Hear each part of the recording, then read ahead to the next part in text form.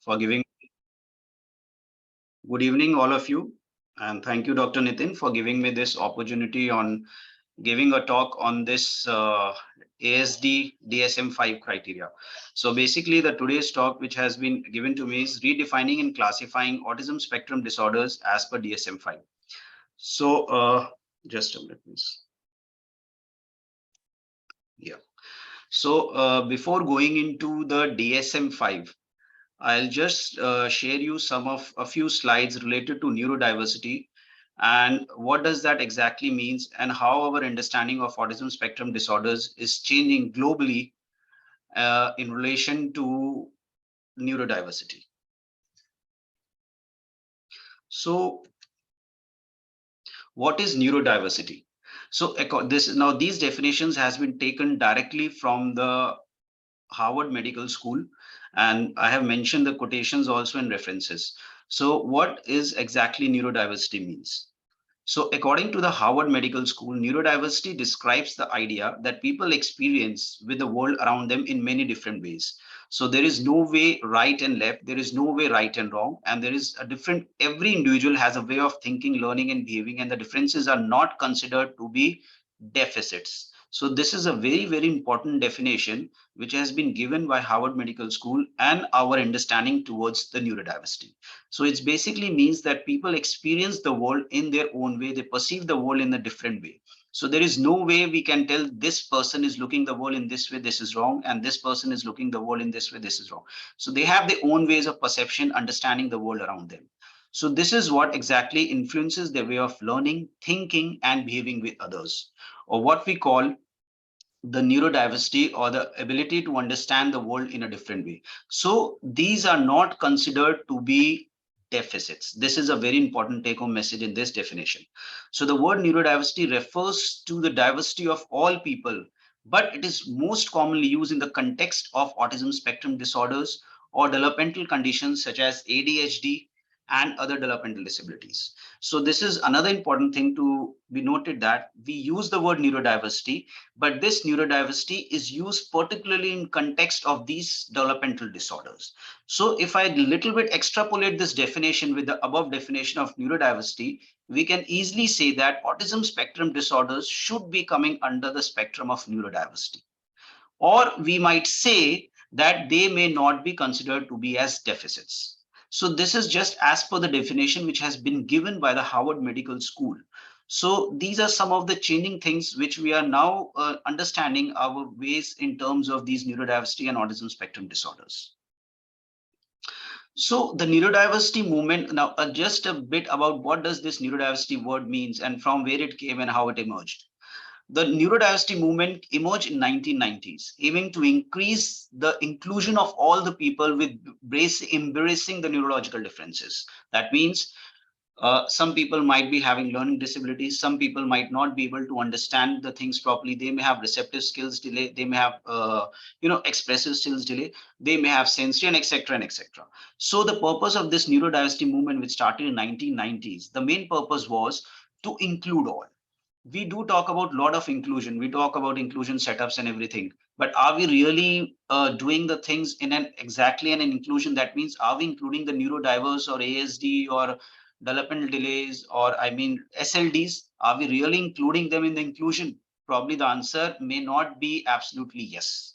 Though we are working on that, but at the ground level, still the lot of differences and deficits are there.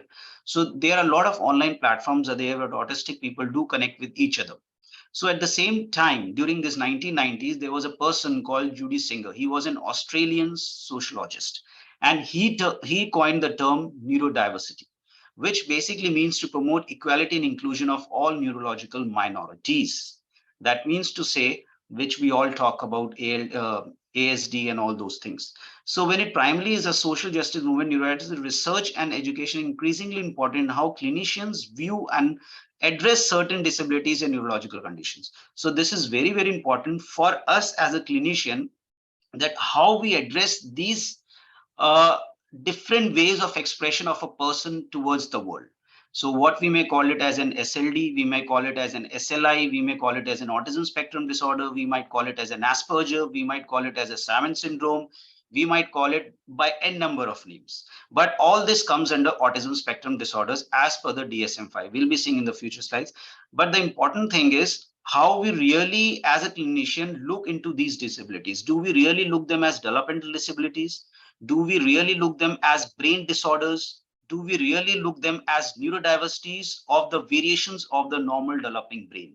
So this is very, very important how our perception is toward these kind of, I would say, these set of people who are suffering from these disorders. So how is this neurodiversity and autism spectrum disorder is related? So autism spectrum disorder, we know that it is characterized by communication, social deficits, and how the person interacts with one person to another. So people with ASD might have a wide range of strengths. We all know that. Some of them might be having extreme ordinary abilities. Some of them might be facing a lot of challenges. Some of them might be communicating verbally, or sometimes they are very hyperlexic. They may not be able to communicate, but their reading skills are absolutely amazing, even more than a normal typical developing child, what we call as hyperlexic. Or some may be having an average IQ or below IQ, or they may can't live independently at all. That means they require a substantial support throughout their life. So that means to say the spectrum is wide and wide. We cannot, if we keep hundreds of children in a row, we cannot tell them these two children are like. All these children will always be different. So if you meet one child with a spectrum, definitely you will meet another child with spectrum. That is a very, a famous saying. So others might not be able to communicate the needs or feelings and might struggle with impairment or harmful behaviors. So that is what some of them might be having a lot of aggressive behaviors. Some of them might not be able to deal with the routine activities. So this is what is the variation, and this is what we call about neurodiversity. That is why we use the word autism spectrum disorder. It's a spectrum. It's a wide range. And that is what exactly we are trying to figure it out, that neurodiversity is somewhat the variation of a normal typical developing brain. What is our understanding nowadays is becoming in terms of neurodiversity.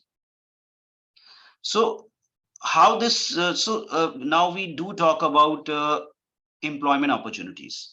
Early intervention, we do talk, but what is the problem when the child goes into an adulthood? How they will face the life in their independency, how they will face the life in workplace. We know that there are a lot of bullying issues, there are a lot of dropouts, there are a lot of loss of job employments in case of neurodiversities. So what things are there which are causing all these problems in a workplace of a person who is working along with the neurotypicals? So the main problem is stigma, lack of awareness, lack of appropriate infrastructure in the office setting or staff to deal with these children. We do talk about that, okay, so and so MNCs are hiring autistic children, they are believe in inclusion, but they really are able to cope up with these children in association with the neurotypical? Probably again, the answer is at the ground level is not confirmatory. Yes, they might not be able to cope up with this. The problems might be lack of infrastructure, lack of awareness, stigma. Stigma is a big problem. Even if we go in a, in children, they are talking about inclusion, but definitely parents of normal developing children, they might say, oh, please don't play with him, or try to be, protect yourself. He might hit you. Lot of things we do hear from the parents of the normal typical developing children. It's not like that. All of them are like that. But yes, the thought process is such that, because they say that something is wrong with this child. So this is very, very important to make us understand that we need to change our thoughts in relation to these developmental disorders. So it is important for us to foster an environment that is conducive for the neurodiversity and this neurodiverse set of population by providing them a lot of support. What sort of support we can give? We can provide them a conducive environment in the form of sensory breaks, visual schedules, time schedules. We know that they have a very good visual schedule, and we also know that we have different types of learning: kinesthetic learning, visual learners, and ASDs invariably maybe a God gift. They are strong visual learners. That is why we always talk about visual schedules. We talk about charts. We talk about timetables. So we need to analyze the strength of each and every person, and accordingly we need to promote that person. We do not want to basically hamper him and focus on his deficits. We need to promote his strengths. So these are some of the top MNCs which are hiring autistic individuals, and probably very less of a few must be knowing that Dell, which is a very famous company everybody knows, Dell is running a program which is known as Dell Autism Hiring Program, which is basically providing career opportunities for the autistic individuals who are coming under these neurodivergent. So another companies are like Ernst and Young, JP Morgan, Aptitech. So these are some of, this is the data which I have taken from 31st March 2022. So this is the latest data which gives us that yes, awareness in relation to these neurodiversity and autism spectrum disorders, or maybe others like dyslexia, are getting more and more awareness is being there in the people around the globe. So so this was a term which I told you as per the Harvard Medical School. So as per the World Economic Forum, which was conducted in the year 2022, what did they told? So this was a World Economic Forum, means it was happening at the global level, and it was done in 2022. So what was the agenda in this World Economic Forum? It was about neurodiversity. So neurodiversity is a term nowadays. It is not related to medical. It is now has become a global term, because we know that the ASD, the prevalence of ASD incidence is rising tremendously. As per the data of 2020, the ratio, the prevalence is 1 in 46, whereas in 90s it was around 1 in 200. So you can say how exponentially the trend is rising. So according to the World Economic Forum, neurodiversity is a non-medical term or an umbrella that includes autism, dyslexia, dyspraxia, dyscalculia, and etc. So this reference I have given. So you can see that neurodiversity is now no longer considered to be an medical term. So that means autism, dyslexia, dyspraxia, dyscalculia should be not considered to be typically as a medical text term. So probably again, we need to give a thought on this, that should we need to change the definitions in our medical textbooks or maybe what. So but the trend is becoming like that. So this is what the definition has been given by the World Economic Forum. So the teams with neurodivergent professionals are 30% more productive with those teams which are not using them. So you can see that how this stigma is basically affecting our, I would say, the productivity. So these stats have been given by this World Economic Forum, which says that if you are working in a team with the neurodivergent professionals, they are 30% more productive than if you are working with the neurotypicals. The reason is because they have unique strengths, they have unique abilities, they have unique focus. They might be very fussy. We know that they are very, very fussy. I want to keep this book in this shelf. It has to be there. So we need to utilize that fussiness in their career opportunities, because they are very much focused. They are very meticulous in doing those tasks, though they might not be able to do all those variations of other things which a neurotypical kids do. So the thing is, we need to promote them in response to their strengths rather than poking them in their deficits.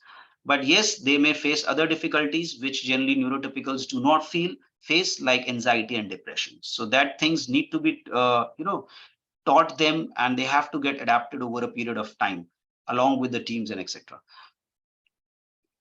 So according to the World Economic Forum, everyone is different. There is no single right way when it comes to think, learn, and behave. So this is what their understanding of neurodiversity and autism spectrum disorder is becoming.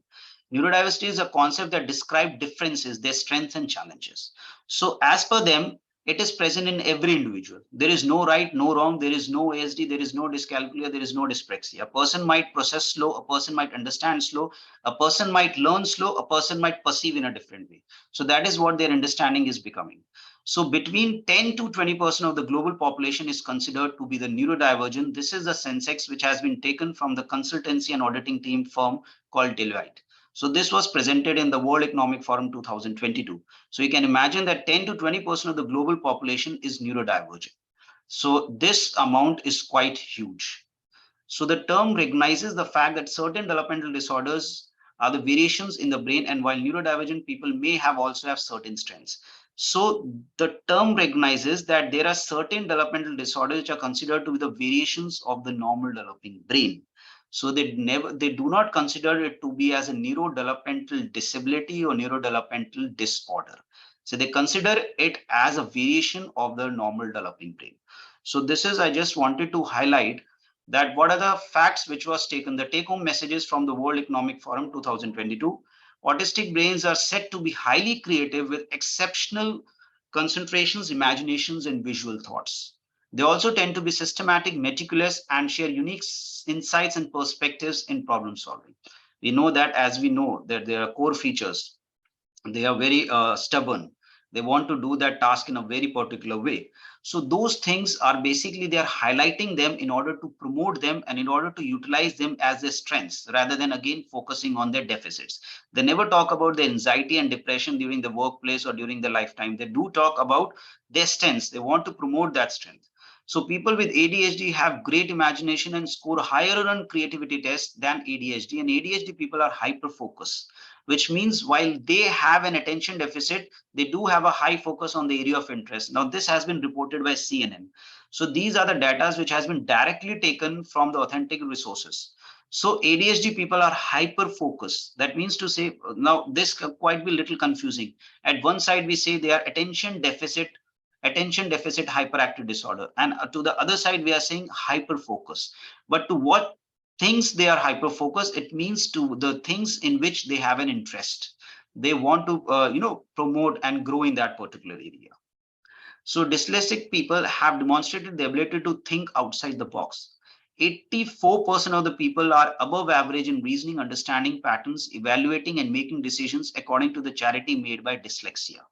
So you can see now again the figure is quite high. 84% of the people, dyslexic people, are having a reasoning and understanding which is much more than compared to the neurotypical, or if not more, at par with the neurotypical.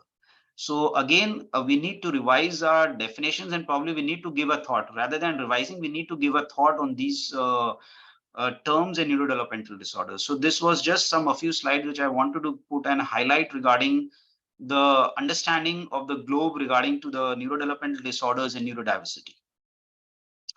So all these neurodiversities, dyscalculia, whatever we describe, ASD, ADHD, dyslexia, dyscalculia, dyspraxia, are they normal variants of the developing brain? Probably for our medical fraternity, we still might not be very much convinced. We might not be still very much convinced, but probably the thinking of the globe toward these definitions and toward these developmental disorders are, I would say, is getting little change, and awareness is being getting more and more towards the people. So what is the definition of autism if we go about as per the medical textbook of definition?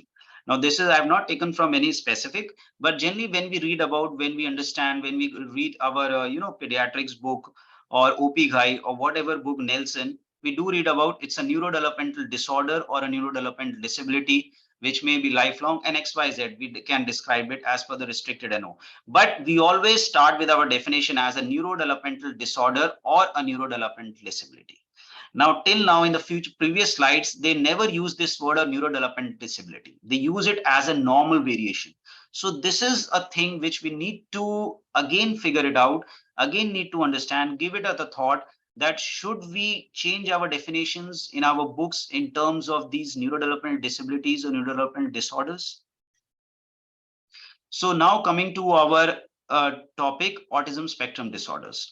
So in autism spectrum disorders, we basically, under autism spectrum disorders, all these things come: classic autism spectrum disorder, Asperger's syndrome, speech language disorder, social communication disorder, Rett syndrome, pervasive developmental disorders, or pervasive developmental disorders not other specified.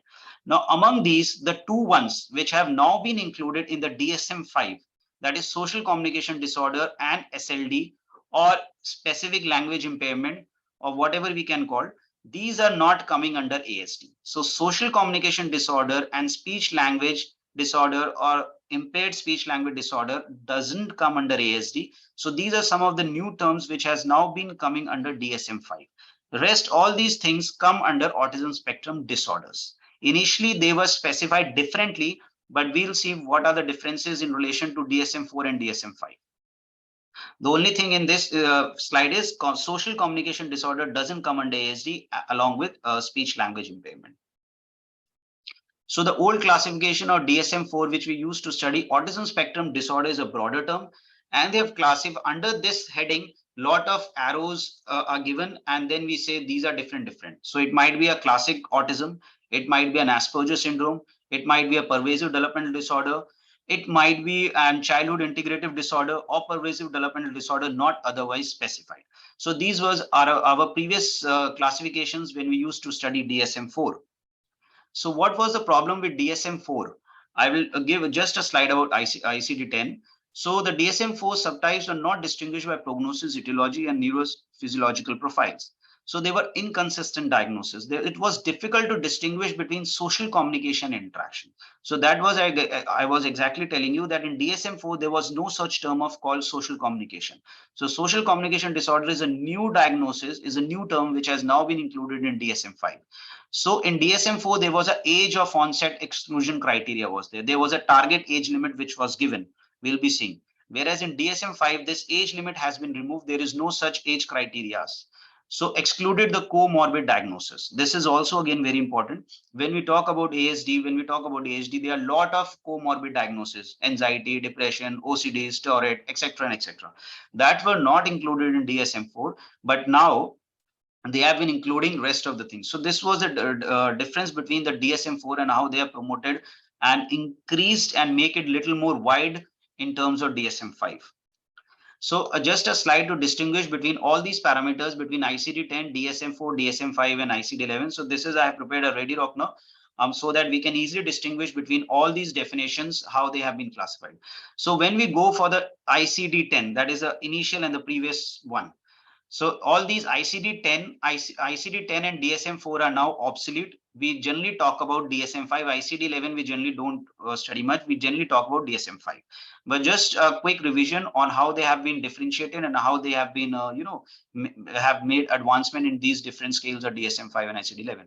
So under DSM-10, they were using the word pervasive developmental disorders. So when they were using the word pervasive developmental disorders, PDDs, under them, all the things were coming. Childhood autism, Asperger, atypical, PDD not otherwise specified. And they were using 3 symptom domains.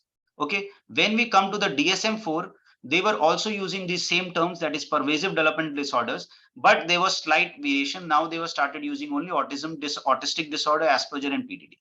Now, when we came to the DSM-5, this pervasive developmental disorder was obsolete. All these autistic disorder, Asperger, PDD, NOS, they were all obsolete, and all of them came under a single term known as autism spectrum disorder. So when we make a child and tell the child and label a child as an autism spectrum disorder, it can be PDD, it can be autistic disorder, it can be Asperger, it can be PDD not otherwise specified, it can be anything, because it's now been a spectrum. There is no such term what we call now classic autism or autism, because initially as per the ICD-10, when we call it as an autism spectrum disorder, we did the classification of autism spectrum disorder. We use the word autism, we use the word RED, we use the word childhood integrated disorder, PDD not NOS. But nowadays there is no such term. When we call autism spectrum disorder, it can be anything through the spectrum. So this is the change which has been made in DSM-5. ICD-11 also they are using autism spectrum disorder. In ICD-10 there were 3 symptom domains. DSM-4 there were 3 symptom domains same. Whereas now in DSM-5 there are 2 symptom domains. From 3 they have made to 2. That is behavioral communication and sensory. We'll be discussing the DSM-5 and similarly in ICD-11. So the basic advantage, the main advantage of ICD-11 is, if you can see, the ICD-11 now is making and dividing and defining and classifying the autism spectrum disorders very much close to the DSM-5. So now the DSM-5 and ICD classification is more or less same or at par with some minute differences. So in ICD-10, they were using the age criteria of 3, onset by the age of 3. Onset by the age of 3 in DSM-4 and ICD-10, whereas in DSM-5 and ICD-11, this age has been removed. There is no such thing. Another important thing is they have included the word which is known as social communication disorder, or social means or pragmatic, social pragmatic disorder. And ICD-11, they use the word as developmental language disorder. So these are the 2 new terms which has now been included in DSM-5 and ICD-11. So in DSM-4, as I was telling you, this was the various classification which we used to give as per the DSM-4 autism classification, or what is a classification autism spectrum disorder. This was the main long question which we used to come in our MD Pediatrics. So we used to divide these things, autism, RED, pervasive and etc. But now this is totally obsolete. Now this is the DSM-5 criteria. So in DSM-5 criteria, we have only two criteria, criteria A and criteria B. So nowadays we are using only two domains for the diagnosis of an ASD as per DSM-5. In DSM-4 and ICD-10, we were using three domains. Now it is only two domains. The two domains are behavior and sensory. To make it very, very simple, there are just two domains. Criteria A, domain A is behavior.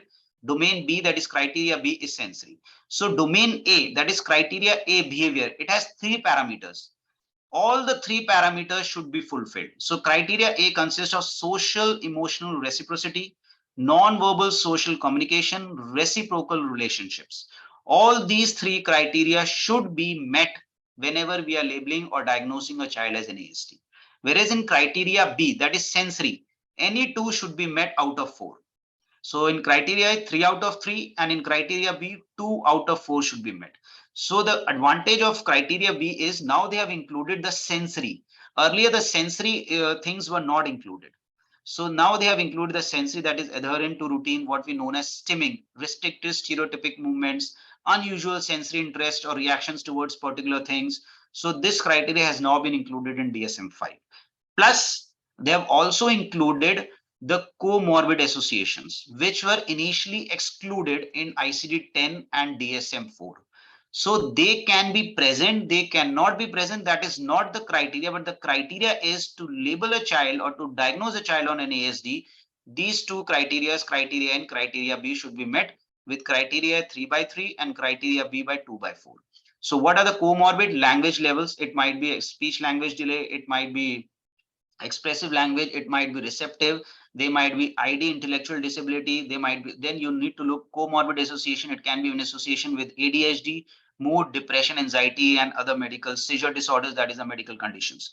So this is how the DSM-5 has evolved and has been, made so many changes compared to the DSM-4.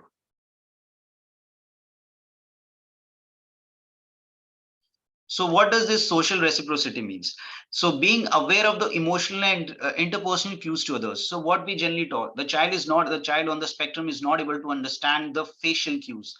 What is trying to say? The child, the mother might be very angry on him. He might, but he might not tell it verbally. He might just give the facial gestures. So that is what exactly we mean to say social reciprocity. That is the understanding of the facial cues, the social cues, how the child understand and how he interacts. So this is very, very important, because we generally talk the children on ASD, they don't understand this social cues, and they basically take the literal meaning.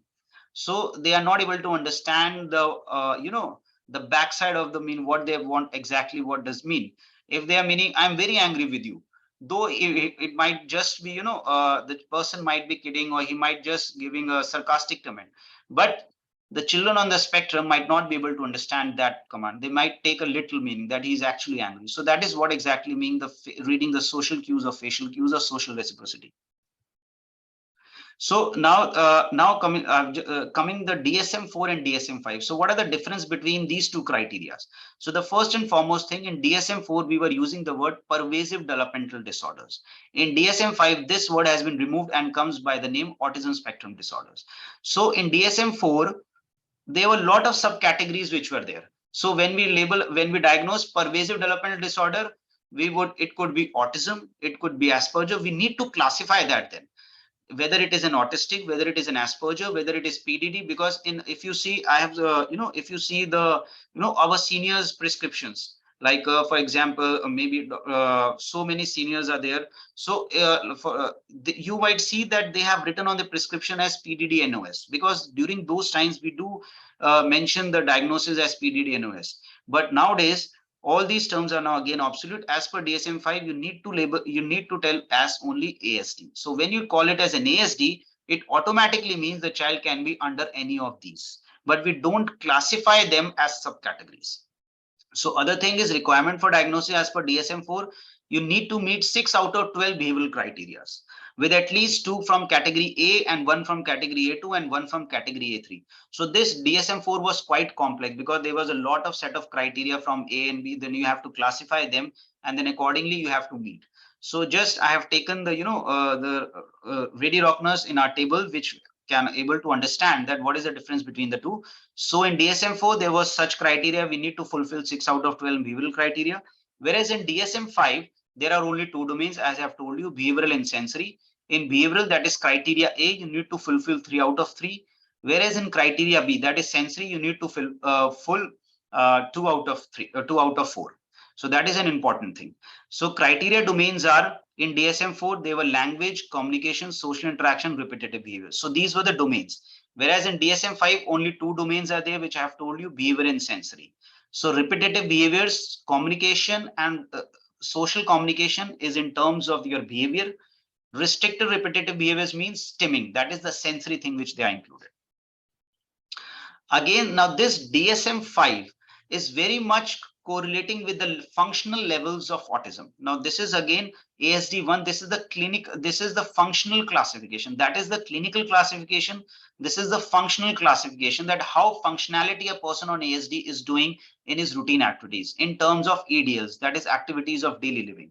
A child who requires substantial support, very substantial support to carry out his daily routine activities, we label it as an ASD3. So probably as per DSM-5, now one thing is there, as per DSM-5, you cannot label the child whether it is mild, moderate or severe. But as per the functional classification of autism, that is also as per the DSM-5, you can tell it the child is coming under ASD level 3, that is requiring very substantial support. But we do not use the word here mild, moderate and severe. Now, previously I was giving a talk on this CARS. Now, the advantage of this CARS, revised CARS, is it correlates with the functionality of the ASD child. If it is a severe, that automatically indicate the functionality of a child is very, very low. He requires a very substantial support. So that means he is coming under ASD level 3. ASD level 2 means he requires mild substantial. He requires support, but it is not very substantial. Whereas in ASD level 1, he requires minimal support. He might be able to carry out most of his ADLs, activities or daily routine activities, but with little prompt, little support and little, reinforcers. But this is not the thing when we talk about ASD2 and ASD3. So this is how this functionality of the functional levels or functionality of ASD varies. And this is correlating with the DSM and with the CARS score. So these were the terms which were used to say Asperger syndrome. Nowadays, we don't use it because Asperger simply means a child who is on high functioning or who is mild, coming under mild autism spectrum disorder, or who is coming under ASD level 1, means who requires just reinforcer, a minimal support to carry out his daily routine. So in a very simple way, it is a high functioning autism spectrum disorder child. And that is the peculiarity of the new CARS, revised CARS to ST. They have also included a new scale which is known as CARS HF, that is high functioning, which I did not discuss. I discussed only the revised scale. So this is what basically means. So there is not much difference between the two. The only difference between the Asperger and the autism is the level of support is less. The understanding is much, much better compared to the other severities of the children on spectrum. So what is Savant syndrome? Now, Savant syndrome is basically a rare condition which persons with significant mental concerns, including autism, have islands of genius. We see that some children who are on the spectrum, or probably these children are basically high functioning again. But we are using some new and fancy terms like high functioning, Savant, Asperger. But literally, it all means that the child is coming under high functioning category. And among the high functioning category, they might be some children who have excess, who are hyperlexic, for example. They have sharp memories.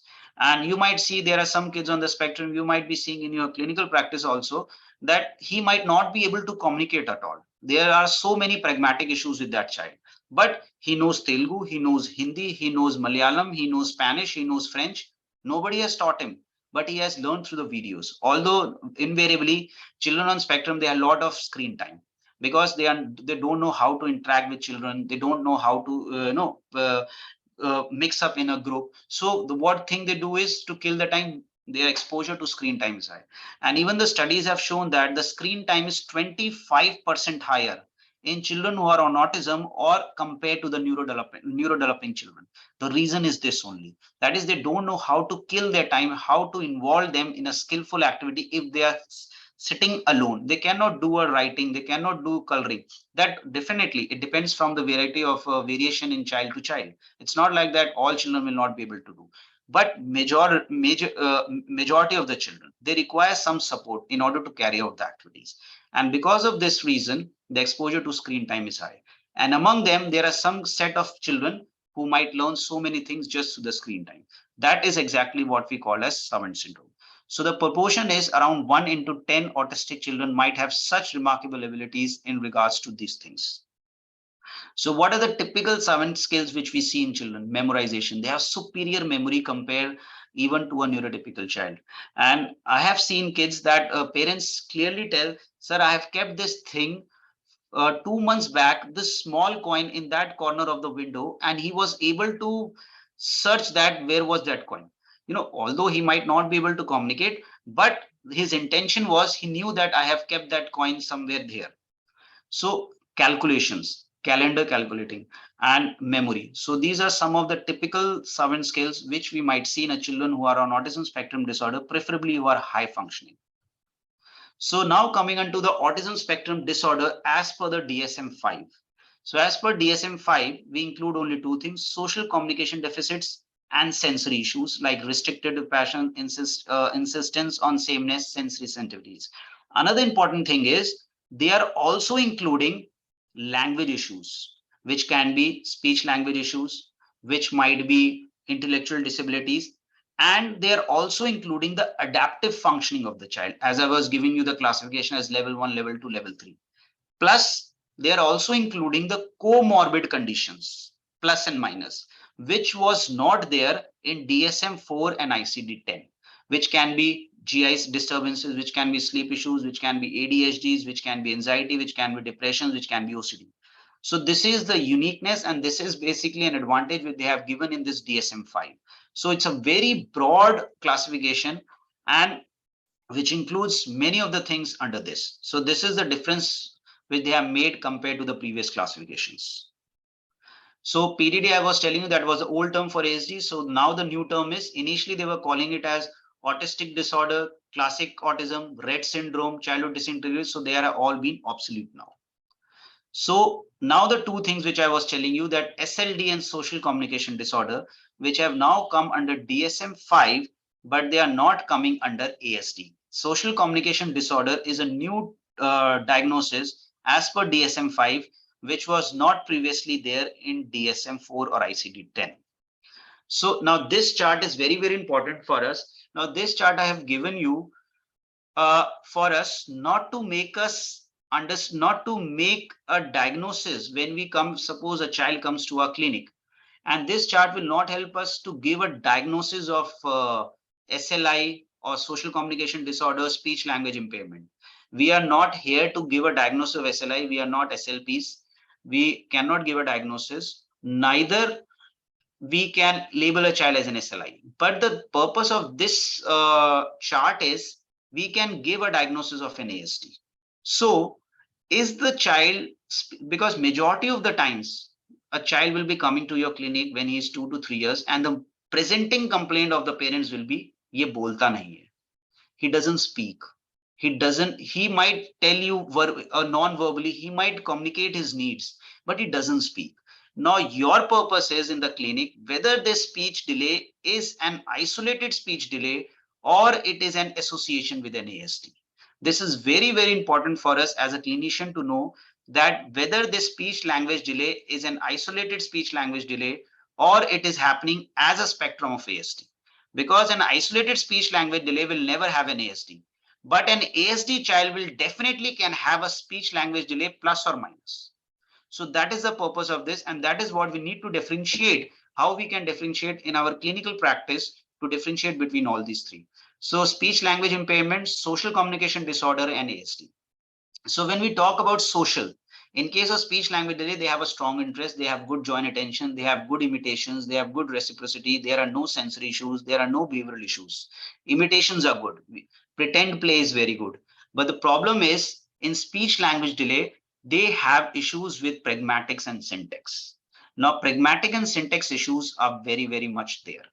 Now, what are these pragmatics? Now, pragmatic means social communication. Pragmatic means communication, how he communicate with others.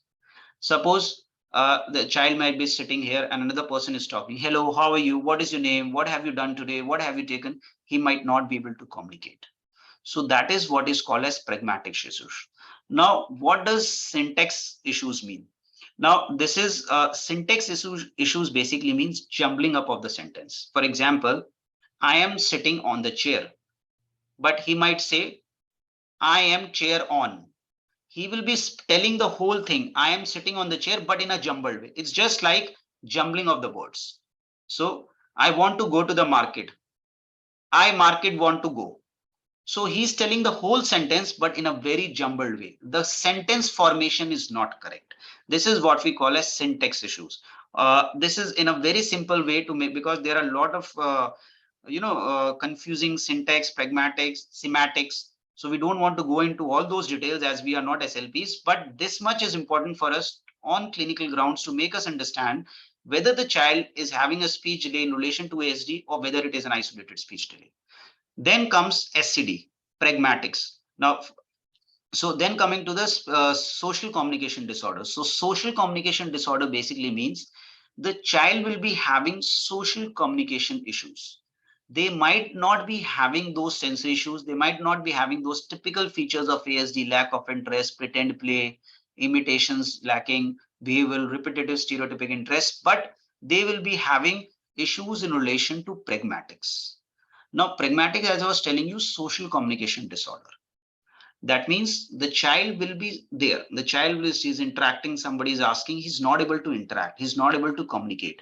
So that is what is pragmatics. Now, this pragmatic issue will be typically present in a child on social communication disorder, but syntax issue, that means jumbling of words, might not be there. So this is what basically these things will help us to differentiate between SLI and SPCDs. Whereas we talk about ASD, it's I think ASD will be very much easier for us. Though there will be a lot of issues related to speech, there might be issues related to syntax, there might be relation to pragmatics, there might be issues related to all those things. But along with that, there might be other correlated issues. The problem why I'm telling you is because when a child comes at the age of 3 to 4 years, or maybe at the age of 2 years, generally the 2 years is the target age where the parents think he's not speaking. At least by this time he should speak. And generally, as per our developmental history also, by the age of 2 years, the child should have a 2-word phrase. But generally we don't go with that. Generally we will say, acha bol lega, COVID times hai, he might go, there is a single child, so exposure nahi hai, screen time nahi hai. But the thing is, we should not miss the actual ASD in a child under the mask of all these effects. So this is what we want to highlight in this diagram, that this is very, very important to differentiate between pragmatic, syntax, and all these things. And social communication disorder, if you're labeling a child as a social communication disorder, it is a total separate entity compared to an ASD. It is a new diagnosis which is coming under DSM-5. So SCD, a new diagnosis in DSM-5. So social communication disorder, they will have difficulty in turn taking, failure to use gestures, difficulty in staying topic, using overly formal language, difficulty in interacting with friends. If you see it very broadly, you might see it is an ASD child. Okay, so that is the purpose of this slide, and that is the purpose of that table, to make us understand and go a little more deeper into the understanding of our, in terms of SCD, in terms of SLI, in terms of ASD as per DSM-5. So these were the old definitions. Again, under pervasive development disorder, they were classifying all these as autistic, Asperger, Rett, and other things. So pervasive development disorders, again, as per DSM-4, they were calling it as Asperger, PDD. Now, the new thing is ASD. So autistic disorder, PDD, Asperger, they are coming under autism spectrum disorders. So all these three things include autism spectrum disorder. And if we go towards the Rett and childhood disintegrative, they increases the severity, but this is as per PDD DSM-4, not as per DSM-5. So again, in DSM-5, only two things are there, criteria A and criteria B, and they can be language issues plus and minus. That is why they have shown this expressive language level. It might be very low, it might be very high. It associated speech language impairment might be there with an ASD child, might not be there with an ASD child. But speech language, isolated speech language impairment child will never have any ASD features. So this is again the difference between how this DSM-5 has evolved compared to DSM-4. So a broad difference, this is a tabular form to differentiate between DSM-4 and DSM-5. Because sometimes if somebody asks us what is the difference between DSM-4 and DSM-5, so this is the clear-cut, a table which can differentiate between the two and how the terms have evolved in DSM-5. In DSM-4, we were using all these terms: autism spectrum, Asperger. Now, all these are absolute. We are using only one umbrella term as Asperger, autism spectrum disorder. In DSM-4, there was no such term, social communication disorder. So there was no equivalent diagnosis in DSM-4. It's a new diagnosis which has come into DSM-5. Red disorder, there was no such thing in DSM-4. There was a red disorder, but in DSM-5, they don't call anything called DSM red. When we call it as autism spectrum disorder, it might be coming under, because red disorder is a part of autism spectrum disorder, which has a genetic association, as we know, that MECP2. It is not a separate entity. This is a very, very important thing to understand. Rett syndrome, although we label a child as a Rett syndrome, but many a times autism spectrum disorders have a genetic association, and those are the genetic associations which might be fragile or at MECP. So those things, and another typical thing, we know that it typically happens in females. So Rett disorder, but in DSM-5, no such term. Reading disorder was a term which was used in DSM-4. We use the word dyslexia. There was a term which was used, mental retardation. It has been replaced by intellectual disability. Mathematics disorders has been replaced by dyscalculia. So all these things have now been evolved. So there was a term which was known as mixed receptive expressive language disorder. There is no such thing in DSM-5. We now call it as only as a speech language impairment or SLI, or whatever we can want to call. So these are the changes which have been made in DSM-5 compared to DSM-4. Stuttering, which was a term which was used in the term of stuttering, it has now been replaced as childhood onset fluency disorder. So when we use the word childhood onset fluency disorder, nothing means, it simply means stuttering, but they have now replaced these terms with the new classification in DSM-5. So ASD, Rett syndrome. So ASD, when we call it as an ASD, it comes under the two, Rett syndrome and Asperger. As I was telling you, Rett syndrome is now not a separate entity now. It comes under ASD. So Rett syndrome affects typically males, initially develop normally. So there is a typical history of regression of milestones caused by spontaneous mutation of the defect MECP2. Asperger, as I have told you, will be little more verbal compared to the compared to the low functioning or severe. So Asperger simply means they are a high functioning. So these were the so these were the terms which has now again replaced by the new ones. So I've just given you the revised diagnostic criteria for the Rett syndrome. So they require a typical or classic Rett. Then they have the main criteria for it is partial or complete loss of acquired purposeful hand skills, partial or complete loss of acquired spoken language, gait abnormalities, impaired dyspraxic or absent of ability. So this is a typical criteria, revised new diagnostic criteria for Rett syndrome, because nowadays it comes under an ASD. So these are the things which I wanted to highlight in this today's presentation. And I hope so. A bit of Rett syndrome occurs primarily in girls. Loss of purposeful handful movements, development or typical stereotypic movements, ringing, clasping, handful, loss of speech, balance and coordination issues, breathing problems such as apnea, hyperventilation, and anxiety disorder. So this was a quick and a brief about how the DSM-5 has evolved from DSM-4 and what are the differences between two.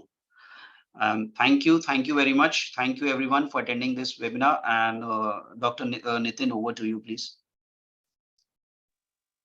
I think, Dr. Lalit, I have never heard DSM so actively, and it was incredibly simpler format in which you have showcased. And I think every one of us should be aware of recent changes in DSM 4 to 5 criteria and involvement. What is not now under spectrum, what is under spectrum, what are old terminologies. Because in a longer run, I think autism incidence is getting more and more nowadays, and every general pediatric practitioner can sync with this fact that if we are not able to understand the relevance of identifying autism at the right time, then definitely missing a big chunk of patients and doing good to a patient. I think if at all there are any questions, then please put on the chat box. As of now, we haven't received any. No worries, Dr. Mittal, I'll get it in return. share with you. And Dr. thanks Nitin, again. Dr. Nitin, we lost you. We lost you. I think there is a network issue at your place. Yeah, so I was saying